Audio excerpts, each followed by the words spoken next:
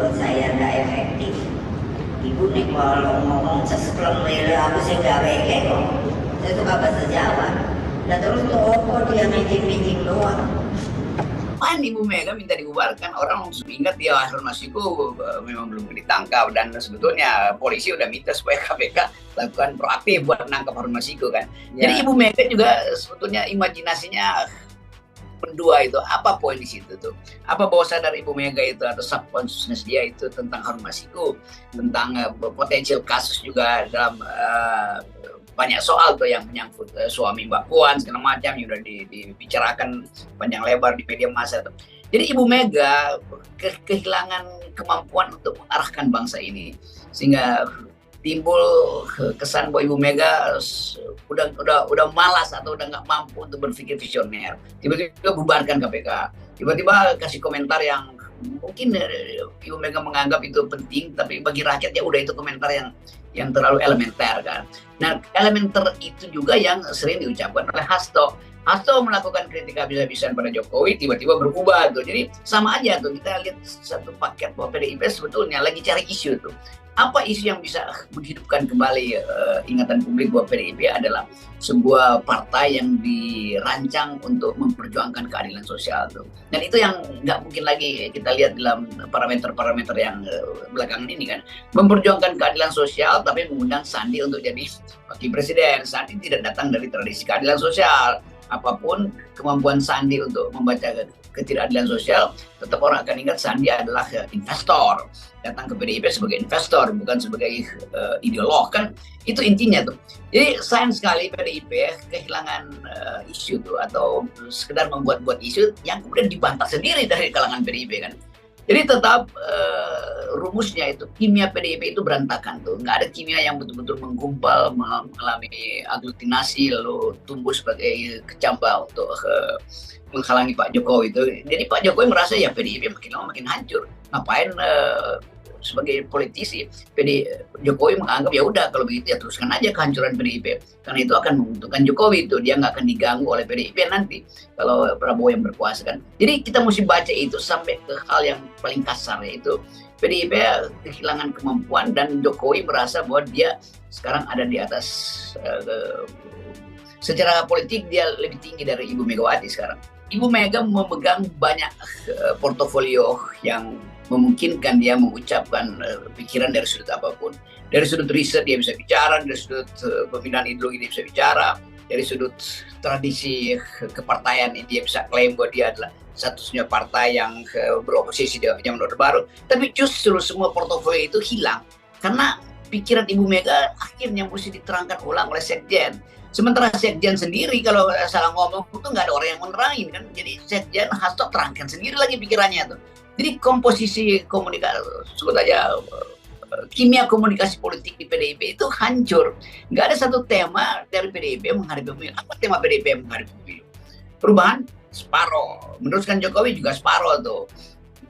Menegakkan keadilan sosial juga separoh, Soekarno juga separoh. Jadi semua isu kepada PDIP menjadi apa istilahnya itu tanggung gitu. Jadi kita mungkin nggak ingin menyebut ini partai yang makin lama makin menjadi mediocre, tetapi sinyal untuk berkelahi atau sinyal untuk bertahan atau sinyal untuk mengucapkan masa depan hilang karena Hasto terus mengomentari semua hal, sementara Ibu Mega kemampuan kontemplasinya juga berkurang gitu.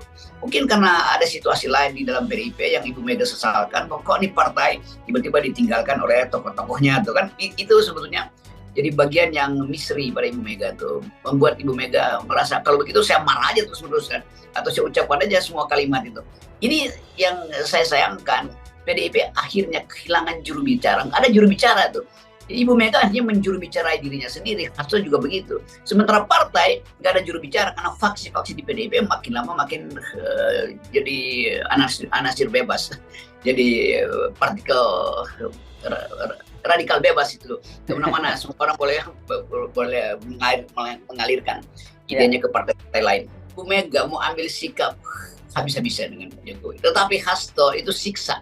Kan jadi kelihatan mental politisinya Hasto itu nggak mampu menandingi mental ideologisnya Ibu Mega. Secara ideologis mestinya Ibu Mega itu ucapkan aja bahwa kader kami itu sebagai petugas dia udah gagal tuh, maka kami akan tarik. Bahkan saya usulkan supaya Ibu Mega cabut aja keanggotaan Pak Jokowi di PDIP kan. Itu akan menggemparkan justru. Jadi tegur secara anggaran dasar aja bahwa kader dia terbaik itu yang sekarang menduduki jabatan sebagai Presiden ke-7 Republik Indonesia itu gagal membawa misi PDIP.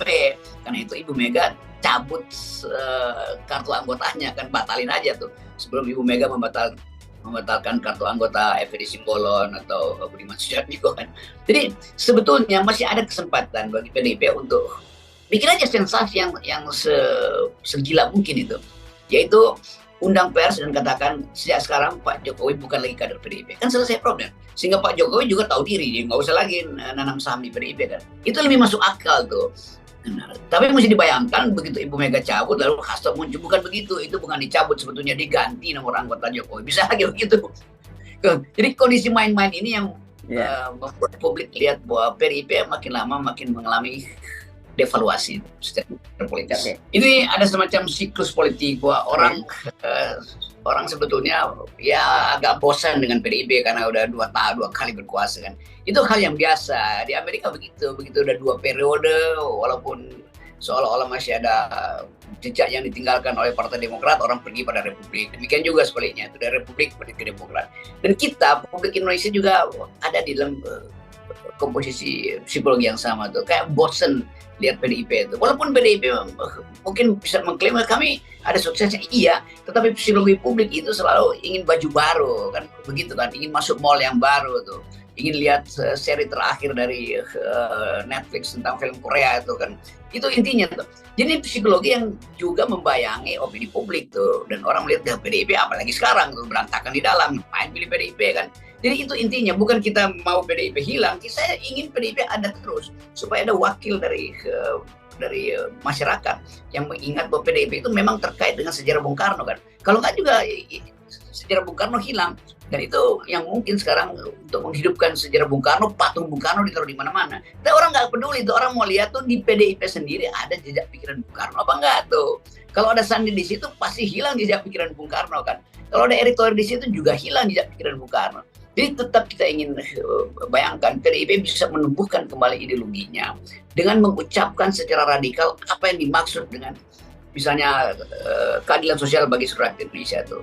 Apakah Pak Jokowi sudah mengadilkan secara keseluruhan perintah dari Pancasila itu? Tidak, tuh PDIP kasih datanya buat ternyata yang kita bayangkan dilakukan oleh kader kami itu gagal, kami minta maaf karena itu kami cabut statusnya sebagai anggota. Itu lebih fair. Jadi ideologi Bung Karno tentang marxisme tidak dilakukan oleh Pak Jokowi. Ideologi Bung Karno tentang internasionalisme juga gagal diwujudkan oleh Jokowi. Jokowi pergi ke BRICS segala macam itu, tapi enggak, itu bukan sensasi ideologi di situ. Itu semacam sosialisme yang ya sekedar untuk menandingi G7, tetapi bukan dengan ide Bung Karno. Tetap di sana di BRICS itu Pak Jokowi berupaya untuk tukar tambah dan berupaya tetap melobi supaya ada investasi di bidang IKN atau infrastruktur yang bukan dipikirkan oleh Bung Karno.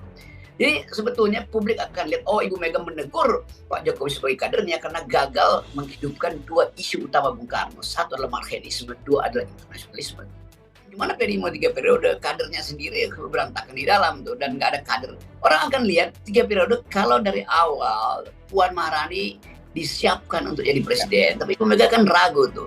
Padahal Mbak Puan sebetulnya punya kesempatan. Yang penting dia dicalonkan dulu, maka akan ada boosting energi datang. Oh Puan Soekarnois, Puan nanti dilatih, banyak orang akan ingin melatih Puan supaya bisa jadi spokesperson yang bermutu di DPR tuh. Lalu muncul pikiran supaya Puan itu setiap hari lakukan kritik satu persatu. Puan bisa preteli apa kebijakan Jokowi tentang kesehatan reproduksi misalnya, apa poin Jokowi tentang kesetaraan gender. Kan itu intinya tuh. Kalau Puan mampu untuk ucapin itu, maka PDIP akan memunculkan kembali bahwa ada tokoh seorang Sri Kandi telah lahir tuh, Puan Maharani itu hanya dengan tim sukses kecil yang mengolah komunikasi politik selesai masalah itu kan. Tapi itu terlambat tuh karena Puan akhirnya juga meragukan bahwa dia bisa nggak memimpin partai, kenapa dikasih ke Ganjar kan.